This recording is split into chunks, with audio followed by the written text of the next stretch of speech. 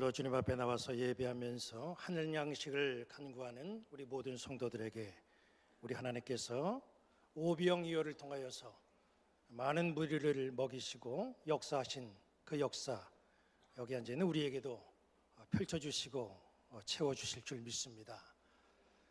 본문 5절 말씀을 봅니다. 예수께서 눈을 들어 큰 무리가 자기에게 오는 것을 보시고, 예수님이 제자들과 함께 산에 올라가셨는데 사람들이 예수님 계신 곳에 몰려듭니다.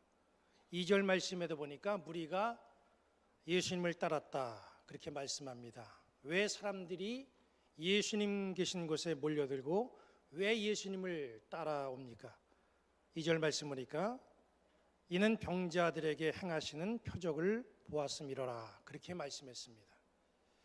예수님에게로 몰려드는 이유를 봤더니 그것은 예수님의 능력을 보기도 하고 또 그 능력을 힘입기를 원했기 때문에 예수님에게로 모여들었다는 거예요.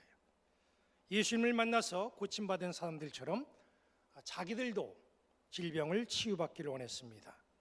그리고 살면서 발생하는 문제들이 우리 주님을 만나면 해결될 수 있다, 이런 기대감을 가지고 예수님에게로 몰려온 거예요. 오늘날 사람들이 예수님을 직접 보지는 못하지만은 예수님의 이름으로 모이는 곳에 사람들이 몰려옵니다. 우리도 그래서 여기 몰려왔습니다. 매 주일이면 이렇게 주의 이름으로 주님의 몸된 교회에 우리가 모여듭니다. 교회를 찾는 성도들의 대부분을 보면 거의가 다 세상에서 수고하고 또 무거운 짐을 주님의 십자가 아래에 내려놓고 평안을 얻기 위해서, 또 쉼을 얻기 위해서 그렇게 이 교회를 찾아오죠. 물론 우리가 한 주간을 살면서 받은 바 은혜에 감사하고 그 받은 바 은혜에 감사해서 그냥 있을 수 없어. 우리가 하나님 앞에 나와 감사 예배를 드리기 위해서 우리는 주님의 성전을 찾아올 수도 있습니다. 그러나 상당수 사람들은 사실 예배를 통해서 영적인 능력을 얻고 또 회복하기도 하고 그 능력의 힘으로 한 주간을 살아가기 위해서 그래서 이 교회를 찾아옵니다. 그러니까 예배를 준비하며 설교하는 우리 목사들은 이렇기 때문에 항상 거룩한 부담을 가지고 있습니다. 보면 저녁이나 또 새벽에 이 교회 성전에 나와서 울면서 부르짖어 기도하는 그 기도하는 성도들을 볼 때면 정말 이번 주에 내가 말씀을 준비하는데 이 준비하는 이 설교가 저렇게 문제와 아픔을 가지고 기도하는 저 성도에게 위로의 말씀으로 전달이 될 수 있을까, 이런 것을 늘 고민하고 또 생각해 보게 됩니다. 여기 앉아있는 우리 성도들 중에서도 겉으로 보기에는 멀쩡한 것 같지만 사실 세상을 살면서 상처와 아픔을 가지고 있는 분들이 있습니다. 그 상처와 아픔을 치유받기 위해서 이 자리에 찾아 나오신 분들이 있어요. 세상을 살면서 절박한 상황에 몰려있는 분들도 계십니다.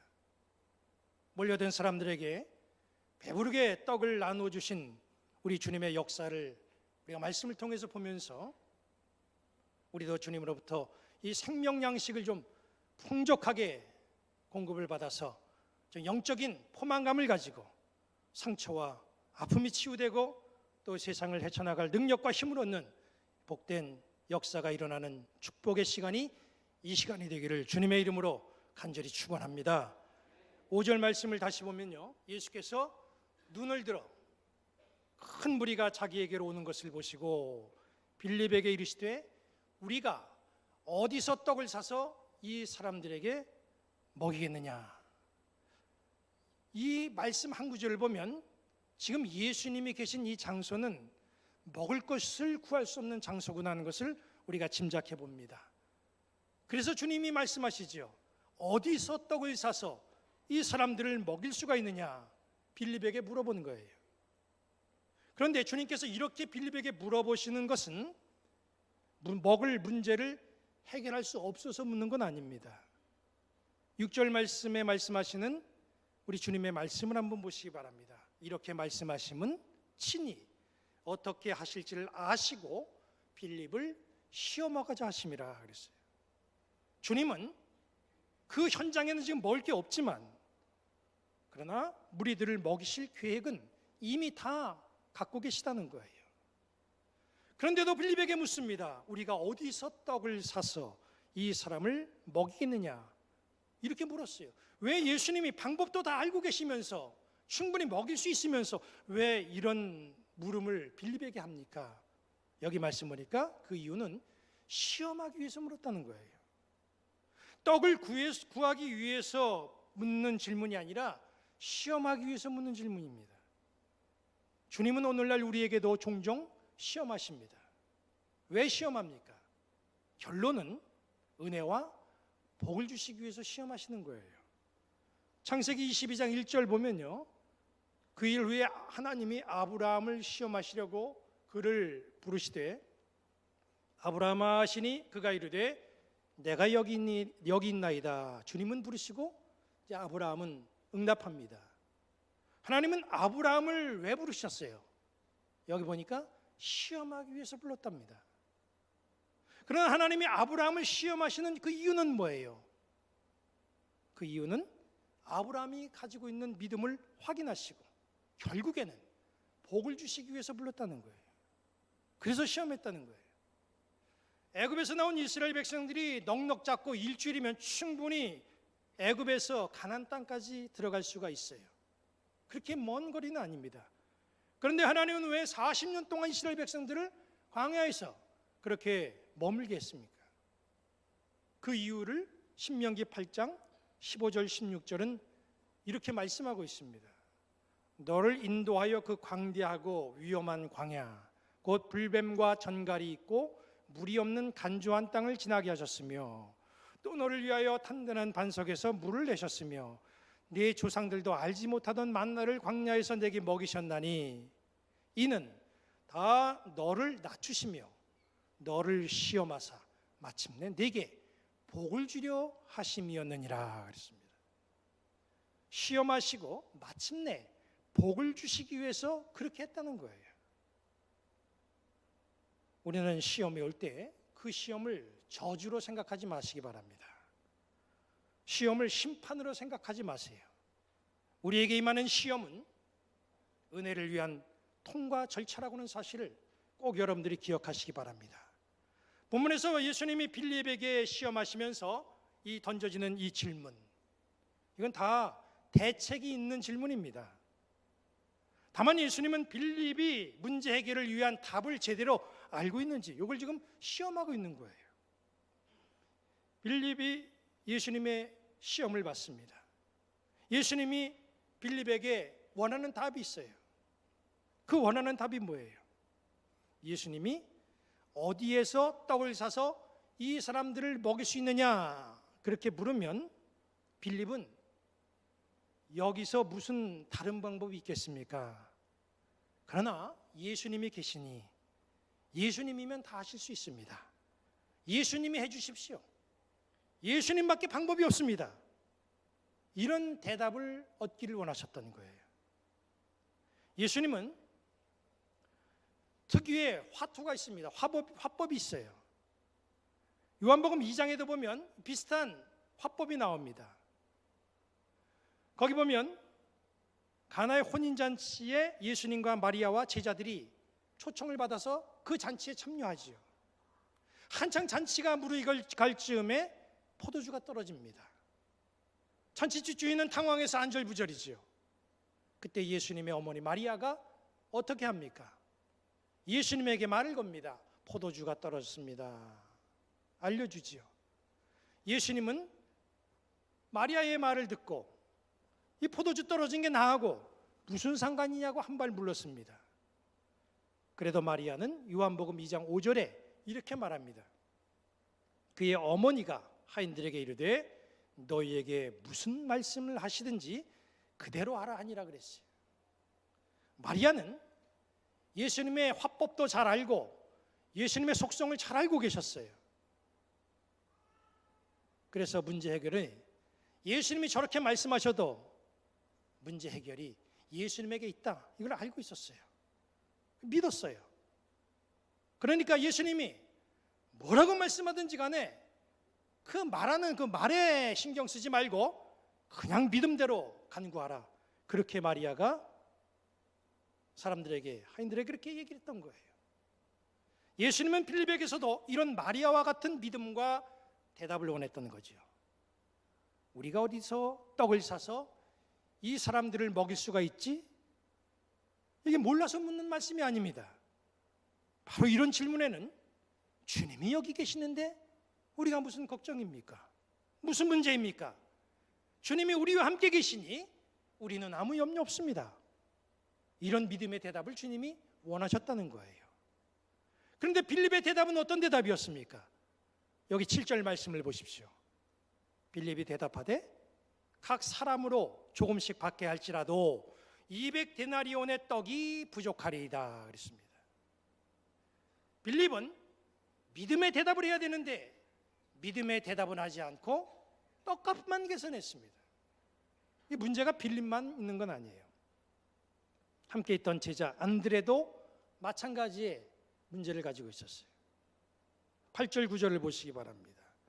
제자 중 하나 곧 시몬 베드로의 형제 안드레가 예수께 여짜오되 여기 한 아이가 있어 보리떡 5개와 물고기 2마리를 가지고 있나이다.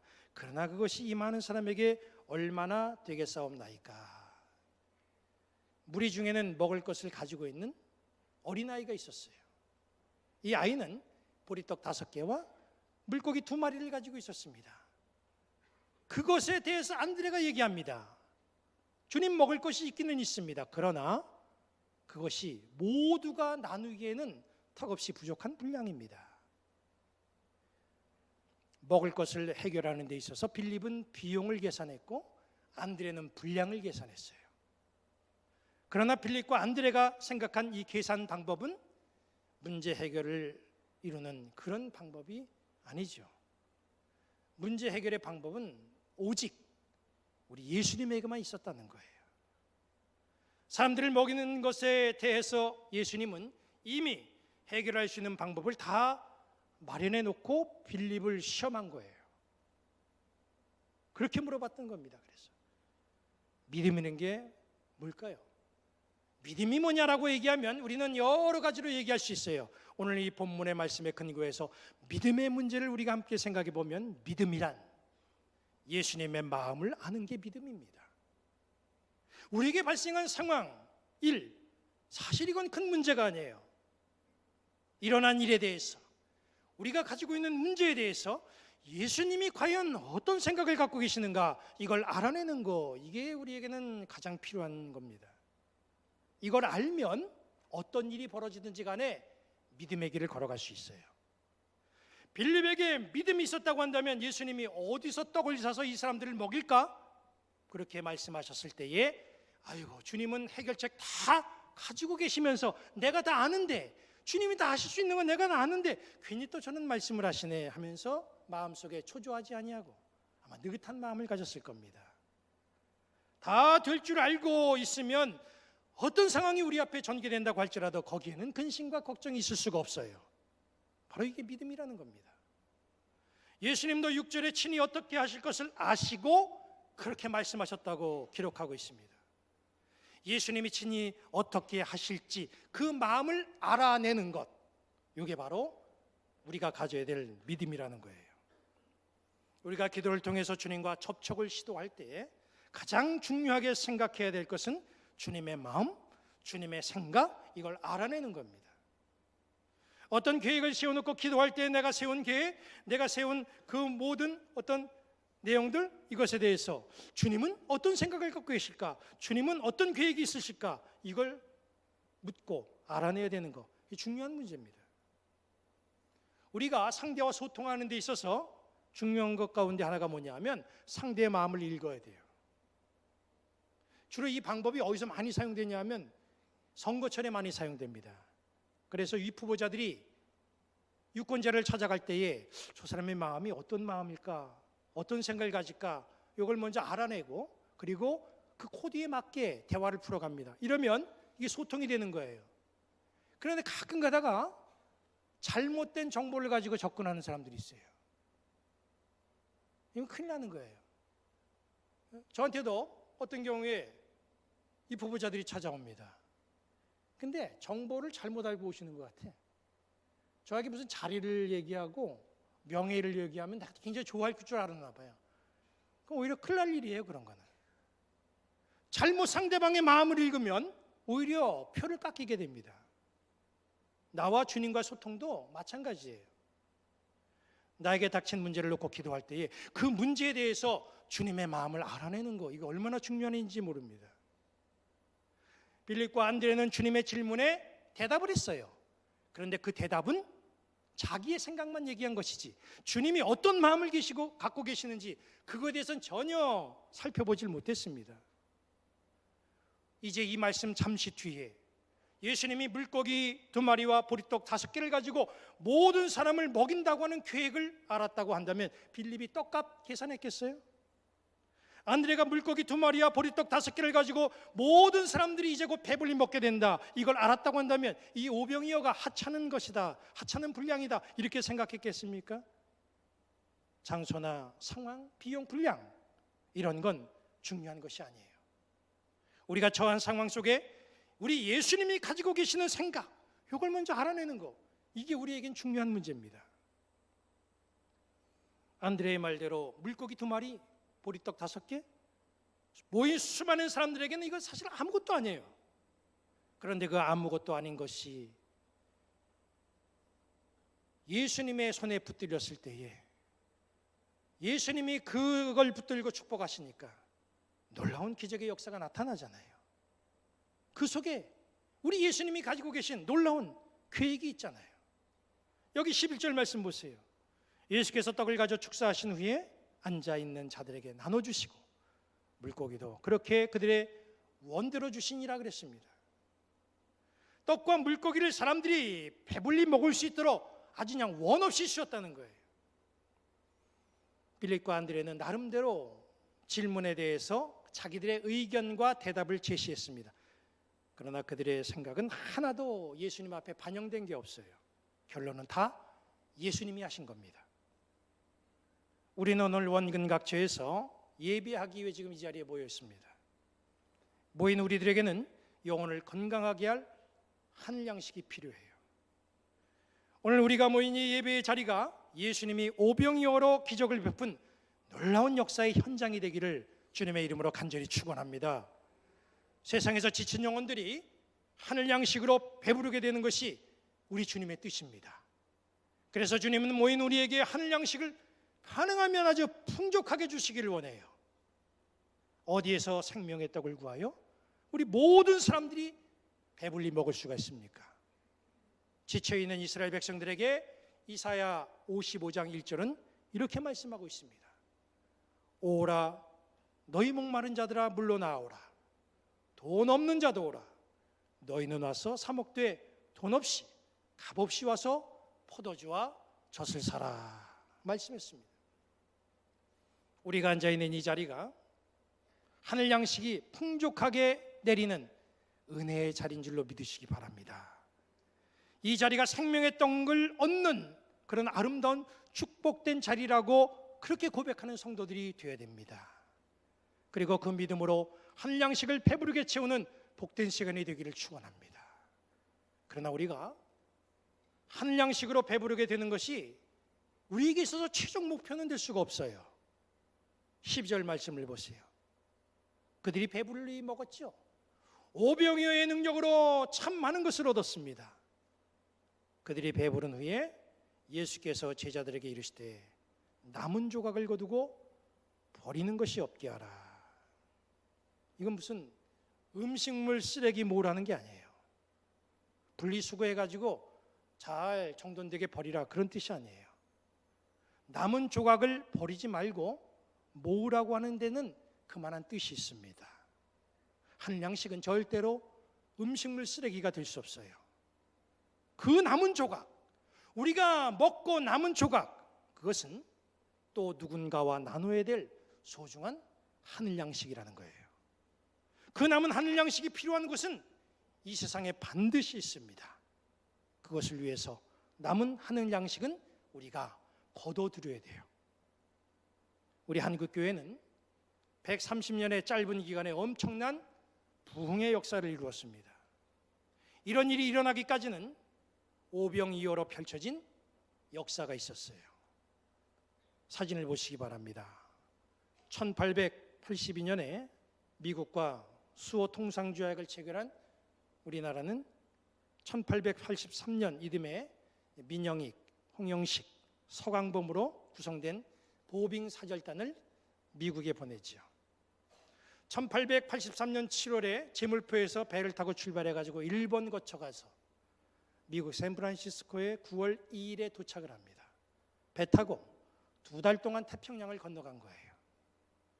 샌프란시스코에 도착한 일행은 미국 아더 대통령을 만나기 위해서 워싱턴 DC로 향하는 대륙 횡단 기차를 탑니다. 기차 안에서는 진풍경이 벌어졌어요. 승객들이 한복을 입고 갓을 쓴 조선 사람들을 보고 저 사람들 뭐나 신기하게 바라봤습니다. 무슨 서커스 단원들이 탔나 그런 생각도 가졌어요. 미국 사람들이 그런 옷차림은 난생 처음 본 옷차림입니다. 승객들이 보빙 사절단에 대해서 수근수근거립니다.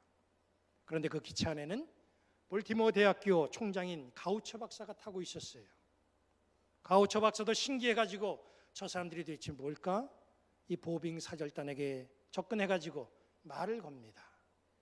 동행한 일본 통역관의 통역으로 인해서 가우처 박사는 조선이라고 하는 나라가 있구나 비로소 처음 알았어요. 그리고 조선에는 아직 복음이 들어가지 않았다는 사실도 알게 됐습니다. 가우처 박사는 조선에 복음을 전해야 되겠다 불붙는 마음이 거기서 생겨나게 됐습니다. 그리고 미 감리교 선교부에 조선 선교를 위해서 사용하라고 $2,000를 보냅니다. 이 $2,000 헌금이 바로 오병이어가 된 거예요. 이 $2,000를 통해서 1885년 4월 부활절 아침에 아펜젤러 선교사가 이 오병이어를 들고 제물포에 발을 내디뎠습니다. 제물포에 발을 내디딘 아펜젤러 이 선교사는 오병이어의 마음을 품고 대한민국을 위해서 이렇게 축복했어요. 우리는 부활절 아침에 이곳에 왔습니다. 그날 사망의 권세를 이기신 주께서 이 백성을 얽어맨 결박을 끊으사 하나님의 자녀로서의 자유와 빛을 주옵소서. 아펜젤러 선교사가 오병이어를 들고 대한민국을 위해서 축복 기도했을 때에 주님은 놀라운 복을 이 땅에 허락하셨습니다. 주님은 우리가 배부를 정도로 아주 풍족하게 영의 양식을 이 한국교회에 주셨어요. 풍족하다 보니까 우리에게는 이제 제법 남은 조각들이 생겼습니다. 주님의 말씀 우리에게 어떻게 들려집니까? 버리는 것이 없게 하라. 우리 한국교회는 우리가 먹고 남은 배불리 먹고 남은 이 영의 양식 그 남은 조각 우리가 지금 이거 어떻게 하고 있습니까? 주님은 우리에게 버리는 게 없게 하라고 말씀하십니다. 버리는 게 없게 해야 됩니다. 한 양식을 필요로 하는 것에 우리는 나눌 수 있어야 돼요. 이것이 오늘날 우리 한국교회가 감당해야 될 사명입니다.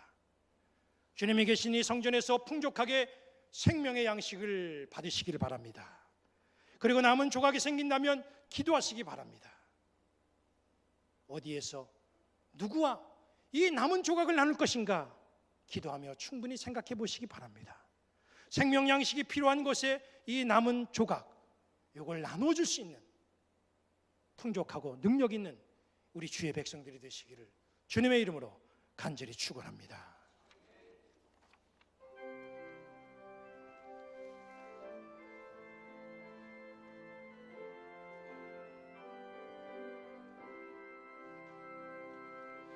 주님 다시 오실 때까지 나는 내 길을 가리라.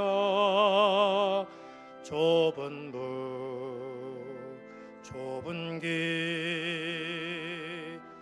나의 십자가 지고 나의 가는 이 길 끝에서 나는 주님을 보리라. 영광의 내 주님 나를 맞아 주시리. 주님 다시 오실 때까지 나는 일어나 달려가리라. 주의 영광 온 땅 덮을 때 나는 일어나 노래하리. 내 사모하는 주님 온 세상 구주시라. 내 사모